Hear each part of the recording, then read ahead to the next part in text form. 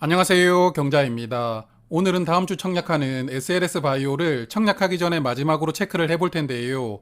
수요 예측 결과가 좋지 못했고 또 코넥스에서 넘어오는 종목입니다. 그러므로 평소보다 조금 더 많은 데이터를 보면서 말씀을 드릴 테니까요. 청약 판단에 도움이 되었으면 좋겠습니다. SLS 바이오는 다음 주 신성 ST와 같은 일정으로 청약을 합니다. 청약 기간은 수요일까지고요. 환불일은 이틀 뒤인 금요일이 됩니다. 그리고 이 종목은 10월 20일에 상장하는데요. 어제 신성 ST 영상에서 같은 날 상장한다고 말씀을 드렸죠. 신성 ST 영상을 업로드하고 나서 상장 일정이 변경되었다는 것을 뒤늦게 알았거든요. 그래서 잘못된 정보로 혼란스럽게 만들었던 점을 죄송스럽게 생각합니다. 여하튼 신성 ST는 19일에 상장을 하고요. SLS는 20일에 따로 상장을 하니까 상장일 변수는 없습니다. 자, 그러면 사업부터 간단하게 보면서 시작을 해보겠습니다. 바이오 기업이 새로운 약물을 개발하면 먼저 식약처에 팔아도 된다고 승인을 받아야 됩니다. 그래야 비로소 판매를 시작할 수가 있는데요. 하지만 이렇게 승인을 받았다고 해서 끝나는 게 아니고 주기적으로 약물의 효능과 안정성이 식약처의 승인을 받았을 당시와 동일하게 유지가 되는지 검사를 해야 된다고 합니다. 그래서 SLS 바이오는 이런 검사를 위탁해주는 사업을 메인으로 하고 있고요.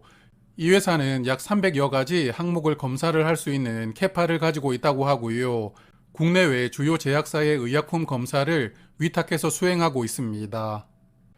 그리고 실적을 체크를 해보니까 매출이 크지는 않은데요. 작년 매출은 108억 원이었습니다.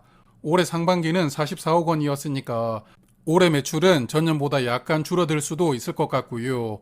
다만 이익률은 꽤 좋은 편인데 전년도 영업이익률이 23%였고 올해 상반기는 15%였습니다.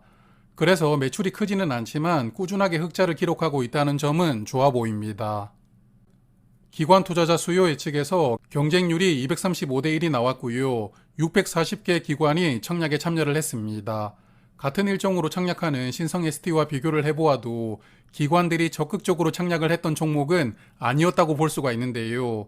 그래도 의무 확약이 16.6%로 기관 경쟁률에 비해서는 높게 나왔다는 점은 특이한 점이라고 생각합니다.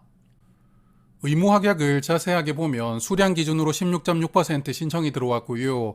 건수 기준으로는 6.9%였습니다. 수량과 건수 차이가 꽤 많이 나오는데요. 청약에 참여했던 소수의 기관이 의무 확약을 많이 신청하고 들어왔기 때문에 최종 배정에서 의무 확약이 크게 늘어나는 것이 어려울 것 같다는 생각도 듭니다. 그리고 의무 확약은 대부분 15일 확약이었는데요. 장기간 보유하기는 부담스러웠던 종목이라고 판단을 했던 것 같습니다. 자, 그래서 공모 가격이 7,000원으로 결정되었는데요. 공모가 밴드 하단 가격이 8,200원이었는데 하단 가격보다 1,200원이 낮아졌습니다. 공모가 신청 결과를 보면 절반 이상은 공모가를 하단 미만으로 신청을 했으니까요. 공모 가격은 자연스럽게 하단 미만 가격으로 정해진 것 같은데 아마도 7,000원 근처에서 신청했던 기관들이 많았을 것이라고 추측을 해봅니다.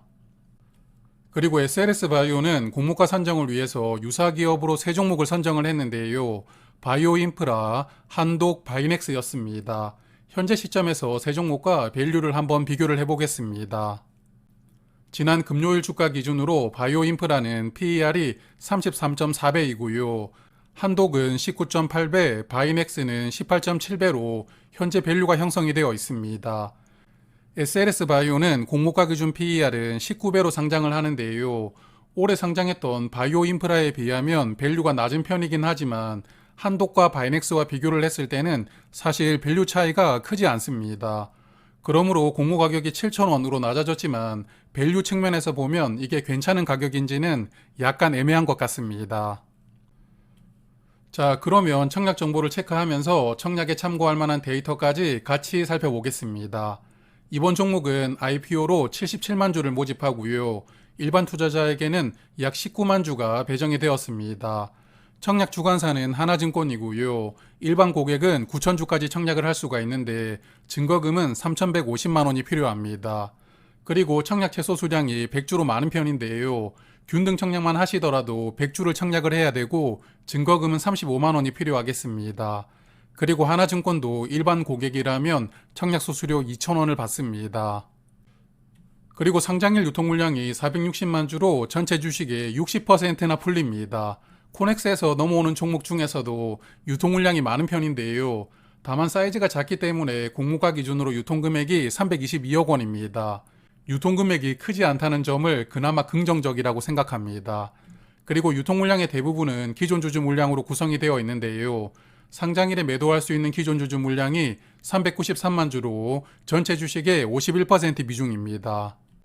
주주 명단을 보니까 기존 주주가 전부 기타 주주로 분류가 되어 있더라고요. 아마도 코넥스 시장에서 매수를 했던 소액 주주들을 묶어서 기타 주주라고 분류를 해둔 것 같습니다. 그래서 이 종목은 코넥스 시장에서 기존 주주가 평균 얼마 정도의 주식을 취득했느냐가 아주 중요할 것 같은데요. 월봉 차트를 보면서 한번 체크를 해보겠습니다. 자, 화면 보시면 최근 2년간 월봉 차트인데요. 21년 5월에는 주가가 12,000원까지 상승하면서 꽤 좋은 시세가 나오기도 했습니다. 하지만 이후에 꾸준하게 하락하면서 22년 여름부터는 공모가 이하로 주가가 조금씩 빠지는 달이 나오기도 했는데요. 그러다가 작년 겨울에 주가가 완전히 공모가 이하로 내려갔습니다. 그리고 올해 1월에 다시 공모가 이상으로 주가가 올라왔고, 그리고 2월 달에 거래량이 크게 나오면서 주가는 8,000원 이상으로 올라갔습니다. 그리고 다음부터는 주가가 공모가 이상에서 계속 거래가 되고 있었는데요.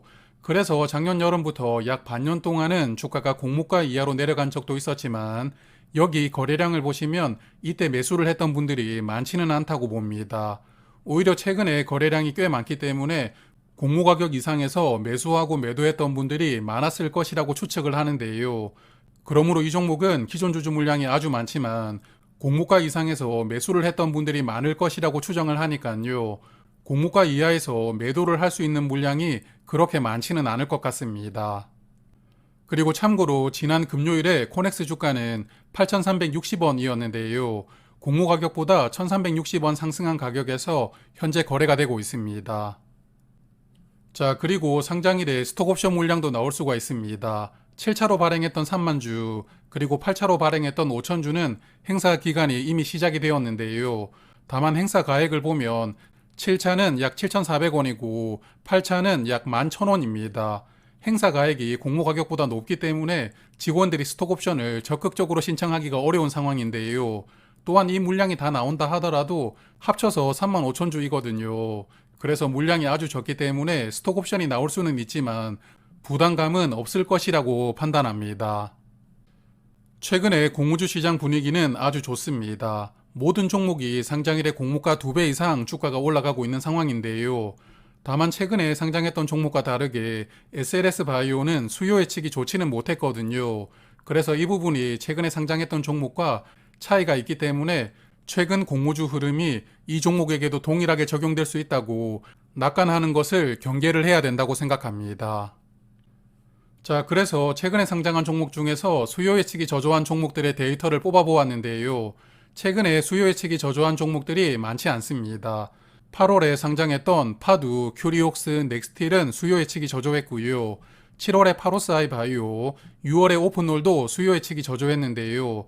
5종목의 상장일 성적을 보면 시초가 기준으로 2종목은 공모가 이상에서 출발을 했고요. 1종목은 보합, 그리고 나머지 2종목은 공모가 이하에서 출발을 했습니다. 그리고 장중 고가 기준으로 보면 오픈롤이나 큐리옥스는 엄청난 시세가 나오기도 했는데요. 5종목 중에 3종목이 공모가 이상으로 주가가 올라왔습니다. 그러므로 최근에 상장했던 5종목의 데이터를 보았을 때는 수요 예측이 저조하게 나왔던 종목들은 60% 확률로 상장일에 수익을 주었다, 이렇게 생각을 해볼 수도 있겠습니다. 그리고 마지막으로 코넥스 시장에서 넘어온 종목들 데이터도 정리를 해보았습니다. 올해 5종목이 코넥스 시장에서 넘어왔는데요. 5종목 중에 토마토 시스템을 제외하면 나머지는 괜찮은 수익을 보여주었습니다. 그러므로 코넥스에서 넘어온다고 해서 상장일 흐름이 부정적일 것이라는 편견을 가지실 필요는 없다고 생각합니다.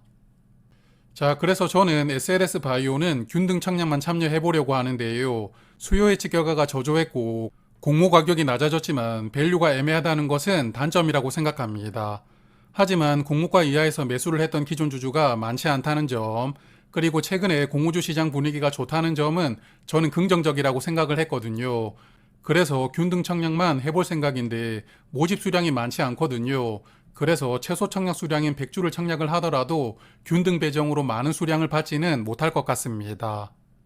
그러면 오늘은 여기까지 말씀을 드리고요. 신성 ST와 SLS 바이오는 화요일 저녁에 2일차 예상을 해보도록 하겠습니다. 고맙습니다.